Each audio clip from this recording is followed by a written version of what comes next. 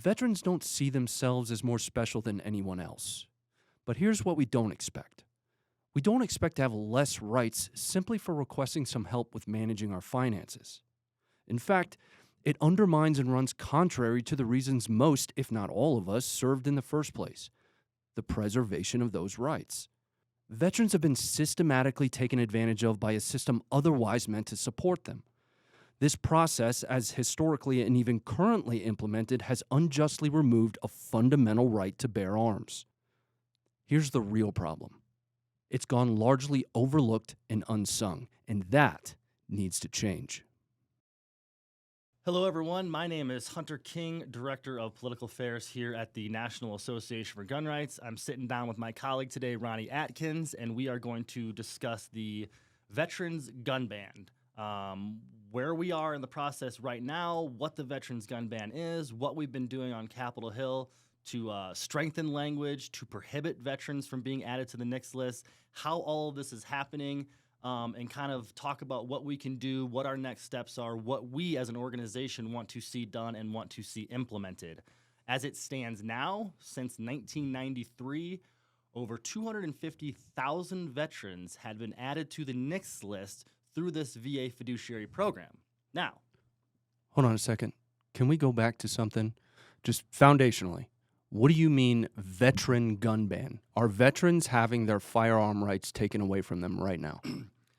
over 260,000 veterans have had their Second Amendment rights stripped from them for simply requiring the services of a fiduciary. So, for example, and you're a veteran yourself. I am. You come back from war, you decide, and it could even be a spouse, you decide you need to appoint the services of a fiduciary. You want somebody to handle your finances. Totally fair, understandable, right? Sure. At that point, the VA will then send out a case officer, not a doctor, nobody with standing to make a decision to adjudicate you mentally defective, but a case officer will come out to you. A lot of times they won't even notify you. They'll show up at your door, knock, knock. Hey, I'm here to talk to you, Mr. Atkins. I want to talk about your appointment of a fiduciary to handle some of your finances. They sit down with you. If that case officer finds anything suspicious or thinks, for any reason that you shouldn't own a firearm or have the capability to buy a firearm, for no other reason than arbitrarily just deciding that from a 15, 20-minute conversation with you, they can then go report your name to the FBI to be added to the NICS mental defective list, which would strip you of all your Second Amendment rights. Now, I say, a lot of times they don't even notify you the case officer is coming to your house to have this conversation. On top of that, a lot of times they don't even notify you that you've been added to the NICS list.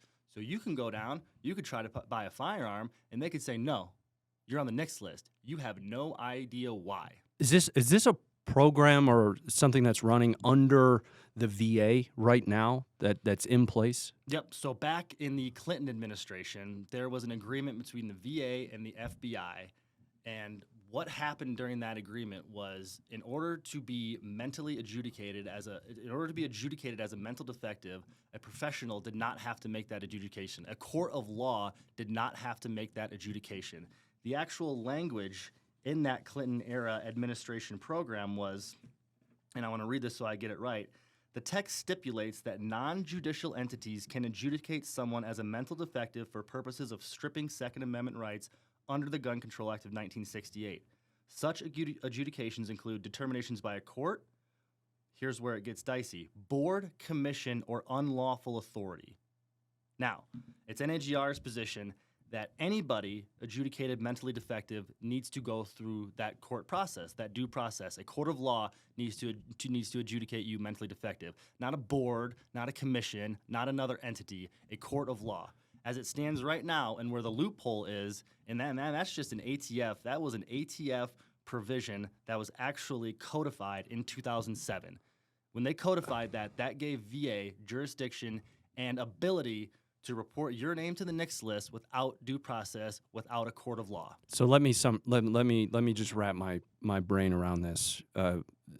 So effectively, by requesting some support, not financial support, somebody to help me manage finances as a veteran, they can send some random to my house. That random, through a 15, 20-minute, however long conversation, it doesn't matter, can ultimately determine to take and strip away my rights to own a firearm. Yep. And that has happened to 200,000 plus, 250,000? 260,000. 260,000 veterans don't have their firearm rights because of this process. Yep. The VA has lost the plot because that is not the function that they're here to provide. They are absolutely supposed to be here to enable our veterans and get them back into a state where they're able to integrate with society. The VA is a service arm for the people that serve the United States. Where is this going from here? Glad you asked. So, on February 25th, there was a committee hearing, Veterans Affairs Committee hearing, and they were discussing Chairman Bose's bill, the Veterans Amendment Second Protection Act. What that bill does, it prohibits the VA from adding any more names to the NICS list through the fiduciary program. What that bill does not do, and what our stance is you need to retroactively remove those 260,000 names, give veterans their Second Amendment rights back. So it doesn't. This bill doesn't even help those veterans that have had their rights stripped away from them. It's so much for not leaving anybody behind, I guess. It's a good starting point. We support the language, but the language that we truly support and the language that we want to see implemented has that retroactivity piece. Now, here's the good news. There was a draft discussion bill in committee hearing yesterday that would retroactively go back to 1993 when this statute was implemented and remove those names that have been unjustly added. So there is an effort There's an effort to right do the now, right thing There's here. an effort right now to do the right thing. Okay. We've gotten intel. We've collected intel from members in the House, from the VA committee, after yesterday's hearing that leads us to believe that they are going to implement that retroactivity language and attach it as an amendment onto the Bost bill. Now that's where NAGR wants to see this go. But furthermore, what NAGR is aiming to do, and we've been working to do for the last months and years, is to actually strike that language, that board, commission, or unlawful authority, giving them the power to adjudicate you mentally defective. We are trying to strike that language because everything comes from that language. That's where all of this starts from. That's the foundation. That's the foundation for Right. why you can lose your Second Amendment rights for requiring the services of fiduciary. This language was implemented in 1993 by the Clinton administration. It was a guideline by the ATF. It was codified in 2007, and that's the mechanism by which all of these veterans are having their gun rights stripped away. And it goes beyond just the VA committee. If we don't take care of the underlying unlawful board or commission's language, you can see this in other agencies. For example, IRS gun bans for failure to pay your taxes. They can use this language as a mechanism to strip Second Amendment rights away from people. The IRS can for not paying your taxes. And this is across the board. You can see it in a lot of different circumstances. That's just one example. So what we talk about, right? We want to prohibit the VA from adding any more names to the NICS list. That's one. Two, we want to retroactively remove those 260,000 names that have been unjustly added. That's where we are kind of right now. But third, and this is the last step to it, and we're one of the few groups, if not the only group talking about this, is striking that underlying language from the 90s, which is the mechanism by which all of this is happening. Take it down from the foundation of the problem itself, and we keep the problem from arising again. Exactly. Yep, and that's what our efforts have been the last few months, like I said, with members of Congress, with the VA committee. Congressman Chip Roy has been instrumental in this. Chairman Bose has been instrumental. Rep. Eli Crane has been instrumental. Senator Kennedy on the other side has been instrumental. But our fear is, and this is how Congress operates, our fear is if we get task one accomplished, which is no more names being added to the NICS list through the fiduciary program, if we stop there, if we stop with the Veterans Second Amendment Protection Act, stop right there, clap our hands, throw a party, everybody go home, we forget about those 260,000 We leave names. behind 260,000 veterans that have had their Second Amendment rights stripped away from them because of, or without any due process whatsoever, without a doctor declaring them mentally unable to hold a firearm or to own a firearm, and that is absolutely abhorrent. Yep. And like I said, it's a good start, right? That Veterans Second Amendment protection is a good start that takes care of number one. Doesn't take care of number two, the retroactivity piece, and it doesn't take care of the underlying problem. All right. There are a lot of moving parts to this, and we have a new administration right now, and the question that I have, and a lot of this is a little bit emotionally driven, is there anything that Trump can do? Is there anything like that Pam Bondi can do? Kash Patel, can they effectively strike those 260,000 names from the list to not leave them behind if for some reason this language doesn't get put in there? Mm-hmm. Yep. So there's a few things. I want to talk about a few things here. To answer your question directly, potentially that can Okay. happen. What we saw back in 2017, actually, on the Social Security gun ban, which again, the same mechanism was used to add more names. And I think the Obama administration estimated 75,000 additional names would have been added to the NICS list through this Social Security gun ban. So what Congress did in response to that was filed a CRA. Now that CRA passed the House, that CRA passed the Senate, and Trump signed it into law.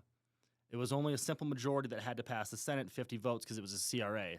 So that's what they tried to do in 2017 with the Social Security gun ban, and it was struck down via the CRA process. Trump signed it into law.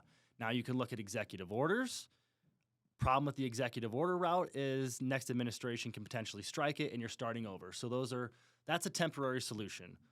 What I know can be done, what a permanent solution to this is what we're working through right now, is to actually see language implemented in the House. Legislation implemented in the House or the Senate. Right now we see it moving in the House, so we'll start there.